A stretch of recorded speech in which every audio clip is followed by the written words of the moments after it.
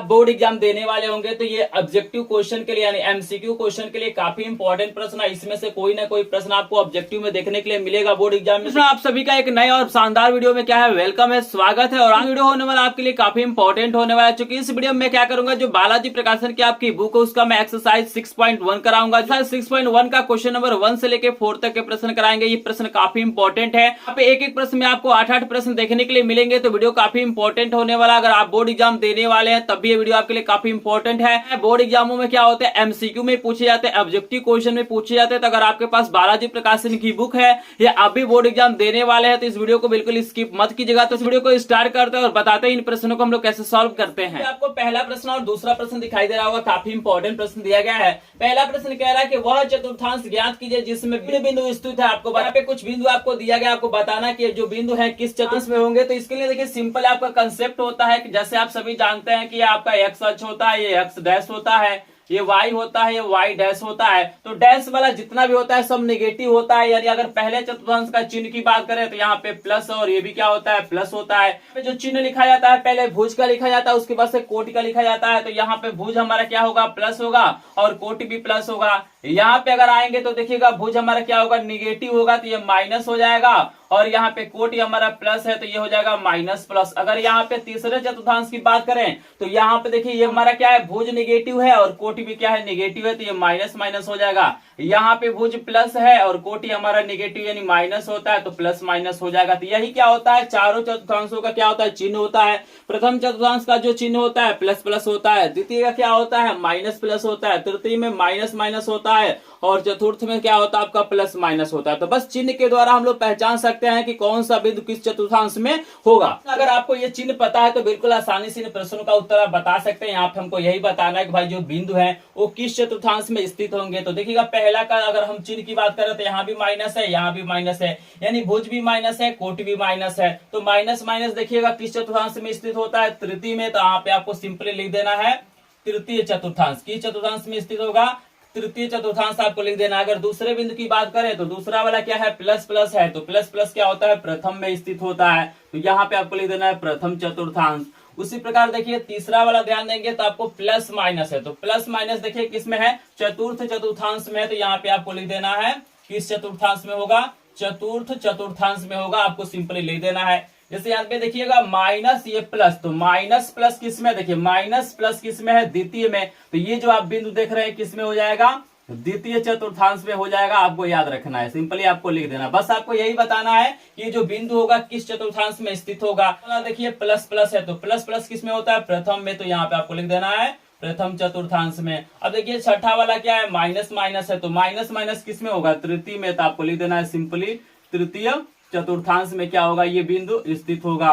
फिर देखिए यहाँ पे 7 नंबर देखेंगे तो आपको माइनस प्लस है, तो माइनस प्लस आपका क्या है, द्वितीय में है। तो आपको सिंपली लिख देना है यहाँ पे द्वितीय चतुर्थांश। देखिए अगर 8वें की बात करें तो यहाँ पे क्या है, प्लस माइनस है, तो प्लस और माइनस क्या है आपका चतुर्थ में। तो यहाँ पे सिंपली लिख देना है चतुर्थ चतुर्थांश। आई होप आपको पहला प्रश्न तो समझ में आ गया होगा, किसी को कोई डाउट नहीं होगा। अगर चिन्ह आपको पता है चतुर्थांश का तो बिल्कुल आसानी से आप लोग लिख सकते हैं। कहीं भी डाउट होगा तो कमेंट सेक्शन में बताइएगा। अब देखिएगा अगला जो प्रश्न दिया गया है दूसरा कह रहा है कि निम्न में से कौन से बिंदु एक्स अक्ष पर स्थित है। तो ध्यान दीजिए एक्स अक्ष पे स्थित का मतलब होता है अगर हम ऐसे चतुर्थांश बनाए, ठीक है ना, तो ये एक्स अक्ष होता है, ये वाई होता है, ये y डैश होता है, ये x डैश होता है। कोई बिंदु क्या होता है, x अक्ष पे स्थित होता है। तो यहाँ पे x की तो वैल्यू होता है, x की वैल्यू होता है, लेकिन y का मान क्या होता है, शून्य होता है। यानी x अक्ष पे क्या होता है, सिर्फ आपका भुज होता है, कोट की जो वैल्यू होता है वो शून्य होता है। तो यहाँ पे हमसे यही पूछ रहा है कि बताइए इसमें से कौन सा ऐसा बिंदु है जो x अक्ष पे होगा। तो x अक्ष पे होने का मतलब है x की वैल्यू तो होना चाहिए, लेकिन y की वैल्यू क्या होना चाहिए, यहाँ पे आपका शून्य होना चाहिए, कोट का मान क्या होना चाहिए, शून्य होना चाहिए। तो चेक कीजिए किसमें किसमें मतलब कोट की वैल्यू क्या है, शून्य है। तो यहाँ पे ध्यान दीजिएगा, यहाँ पे हम आंसर डाल देते हैं, यहाँ पे हम लिख लेते हैं आंसर, और आपको बताएंगे कि कौन कौन एक्स अक्ष पे है। तो देखिएगा 2 3 है, तो यहाँ पे आपको भुज की भी वैल्यू है, कोट की भी वैल्यू है, तो ये तो होगा नहीं। यहाँ पे देखिए भुज की वैल्यू दिया है, यानी भुज की वैल्यू आपको दिया है, कोट की वैल्यू 0 है। तो जिसमें कोट की वैल्यू क्या होता है, 0 होता है, y की वैल्यू क्या होता है, शून्य होता है, y क्या होता है, एक्स अक्ष पे स्थित होता है। तो देखिए बी वाला आपका क्या होगा, एक्स अक्ष पे स्थित होगा, मतलब ये वाला जो बिंदु है बी वाला वो एक्स अक्ष पे होगा। इसको चेक कीजिए, ये तो क्या होगा वाई अक्ष पे होगा। चूंकि यहाँ पे क्या है आपका भुज की वैल्यू 0 है और कोट की वैल्यू 2 है, तो ये तो होगा नहीं। यहाँ पे चेक कीजिए 0 0 दिया है, तो 0 0 क्या होता है मूल बिंदु पे स्थित होता है, यहाँ पे स्थित होता है, तो ये भी हमारे नहीं होगा। यहाँ पे देखिए ई वाला क्या है, y की वैल्यू क्या किया है आपको शून्य दिया है, देख रहे हैं ना। यहाँ पे कोट की वैल्यू क्या है शून्य है, तो जिसमें कोट की वैल्यू शून्य होगा y क्या होगा x अक्ष पे होगा, तो b के बाद से ई वाला हो जाएगा। और चेक कीजिए ये तो होगा नहीं। और g में क्या दिया है, यहाँ पे देखिए कोट की वैल्यू शून्य है, तो b e और यहाँ पे g, और ये तो होगा नहीं। तो तीन बिंदु ऐसे होंगे, बिंदु B, बिंदु E और बिंदु G हमारे क्या होंगे एक्स अक्ष पे क्या होंगे स्थित होंगे। तो यही क्या है इसका आंसर है। और आई होप आपको प्रश्न नंबर पहला और दूसरा आसानी से समझ में आ गया होगा। प्रश्न समझ में आ गया हो तो एक बार स्क्रीनशॉट लीजिए। हम फिर कराते हैं प्रश्न नंबर 3 और 4 का सोल्यूशन। लेकिन वीडियो पसंद आएगा तो वीडियो को लाइक जरूर कीजिएगा, चैनल पे होंगे चैनल को सब्सक्राइब करेंगे, क्योंकि एकमात्र चैनल है जो बालाजी प्रकाशन के एक एक प्रश्न का सोल्यूशन कराता है और कराता रहेगा। तो चलिए आपके सामने आ गया प्रश्न नंबर 3 और 4। तो यहाँ पे देखिए ना आपके सामने प्रश्न नंबर 3 आ गया है। प्रश्न नंबर 3 में बोल रहा है कि निम्न प्रत्येक बिंदु को अक्षों पर निरूपित कीजिए तथा वह चतुर्थांश भी ज्ञात कीजिए जिसमें ये बिंदु स्थित है। तो देखिए आपको पास कुछ बिंदु दिया गया है, इसको क्या करना है हमें अक्षों पे क्या करना है निरूपित करना है। तो सिंपली आपको क्या करना है ऐसे मान लेना है, जैसे आप सभी को पता है कि एक्स अक्ष वाला प्लस होता है, वाई अक्ष भी प्लस होता है, एक्स डैश माइनस होता है, वाई डैश माइनस होता है। तो यहाँ पे समान दूरी पे आपको 1 2 3 जो भी संख्या है इनको मान लेना है। और पहला बिंदु की बात करें तो पहला बिंदु में हमें भुज की वैल्यू -2 है और कोट की वैल्यू क्या है 0 है, यानी कि वैल्यू -2 है, तो भुज की वैल्यू -2 हमारा क्या होगा यहाँ पे होगा। तो देखिए ये जो बिंदु आप देख रहे हैं, ठीक है ना, यहाँ पे जो आपको बिंदु दिखाई दे रहा है इसकी जो वैल्यू होगा आपका क्या हो जाएगा -2 और क्या हो जाएगा 0। तो ऐसे आपको क्या करना है यहाँ पे निरूपित कर देना है। दूसरा क्या है 0 और 5 है, तो यहाँ पे कोट की वैल्यू 5 है, तो कोट की मतलब यहाँ पे y की वैल्यू आपको यहाँ पे 5 दिया गया है। तो आप देख रहे हैं इसकी वैल्यू हमारा क्या हो जाएगा 0 और क्या हो जाएगा 5 हो जाएगा। सिंपल है, ठीक है ना। और यहाँ पे दूसरा वाला हमें 0 0 दिखाना है, तो 0 0 क्या होता है मूल बिंदु का निर्देशांक होता है।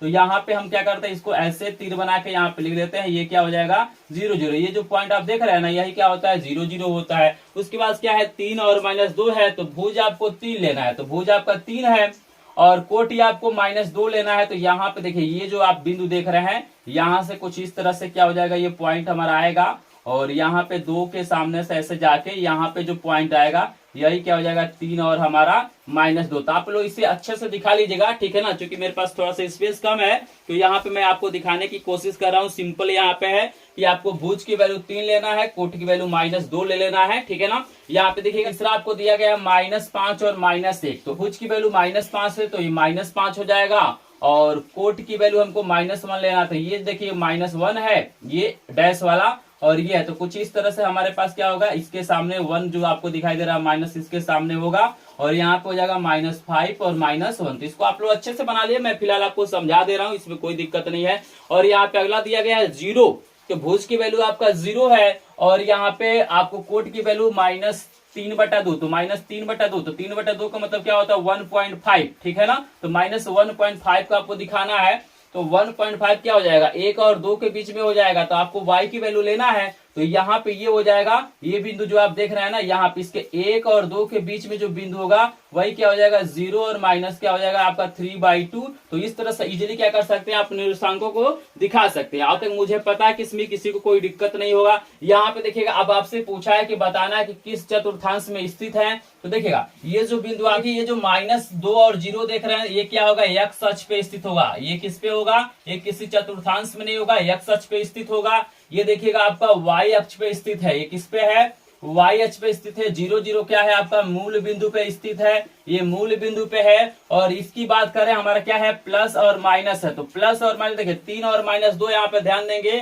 तो 3 और -2 किस में हो रहा है आपका ये चतुर्थ वाले में हो रहा है, तो चतुर्थ चतुर्थांश में स्थित होगा। और यहाँ पे माइनस माइनस की बात करें तो हमारा क्या होगा तृतीय में, किस में होगा तृतीय में होगा। और यहाँ पे देखिएगा आपका ये जो है ना ये y अक्ष पे होगा, ये सिर्फ y की वैल्यू है तो यहाँ पे क्या हो जाएगा ये y अक्ष पे हो जाएगा। तो यही आपको लिखना है। आई होप आपको तीसरा प्रश्न समझ में आ गया होगा। कहीं भी किसी प्रश्न में डाउट होगा तो कमेंट सेक्शन में कमेंट करके जरूर पूछेगा। तो चलिए आपके सामने हम कराते हैं प्रश्न नंबर 4 का सोल्यूशन। आपके सामने प्रश्न नंबर 4 भी आ गया है। प्रश्न नंबर 4 काफी इंपॉर्टेंट, अगर हम देने वाले होंगे तो ये ऑब्जेक्टिव क्वेश्चन के लिए यानी MCQ क्वेश्चन के लिए काफी इंपॉर्टेंट प्रश्न है। इसमें से कोई ना कोई प्रश्न आपको ऑब्जेक्टिव में देखने के लिए मिलेगा बोर्ड एग्जाम में। तो वीडियो को क्या करना, आपको ध्यान से देखना है, चूंकि ये जो प्रश्न है बोर्ड एग्जामों के लिए काफी इंपॉर्टेंट है। तो यहाँ पे देखिए आपको पहला दिया गया है, पूछ रहा है कि -4 5 का भुज ज्ञात कीजिए। तो -4 5 का हमें क्या करना है, भुज बताना है। तो भुज आपको सिंपली पता है कि भुज किसको कहते हैं। तो भुज यहाँ पे क्या हो जाएगा, जो -4 देख रहे हैं आपका, यही क्या हो जाएगा, भुज हो जाएगा। तो यहाँ पे -4 आपका आंसर हो जाएगा।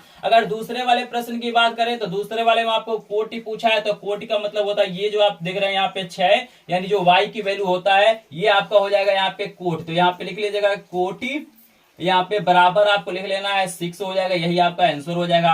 अगर प्रश्न नंबर 3 की बात करें तो प्रश्न नंबर 3 में कह रहा है कि मूल बिंदु के निर्देशांक है। तो मूल बिंदु का जो निर्देशांक होता है वो क्या होता है, 0 0 होता है, ठीक है ना। यही प्रश्न नंबर 3 का आंसर हो जाएगा। अगर प्रश्न नंबर 4 की बात करें तो प्रश्न नंबर 4 कह रहा है कि भुज 0 वाला बिंदु कहाँ स्थित होगा, यानी भुज की वैल्यू क्या करना, आपको 0 लेना है। तो जब भुज की वैल्यू 0 होता है तो बिंदु कहाँ पे स्थित होता है, y अक्ष पे। कहाँ पे स्थित होता है, आपको याद रखना है, y अक्ष पे होता है। और इसी का देखिएगा अपोजिट पूछा हुआ, अगर कोट की वैल्यू क्या हो जाए, 0 हो जाए, तो बिंदु कहाँ स्थित होगा, की वैल्यू क्या होता है, 0 हो जाता है। तो यहाँ पे क्या होता है, जो बिंदु होता है x अक्ष पर स्थित होता है। कहाँ स्थित होता है, x अक्ष पर क्या होता है, स्थित होता है, आपको याद रखना है। तो ये क्या था, प्रश्न नंबर 4 का सोल्यूशन था। प्रश्न नंबर 1 से लेके 4 तक का जो भी प्रश्न है आपको समझ में आ गया होगा। प्रश्न समझ में आ गया हो तो प्लीज एक बार वीडियो को लाइक करेगा, चैनल पे नए होंगे चैनल को सब्सक्राइब करेंगे। वीडियो कैसा लगा कमेंट सेक्शन में अपनी राय जरूर दीजिएगा। चलिए मिलता है नेक्स्ट वीडियो में, तब तक के लिए आपका धन्यवाद।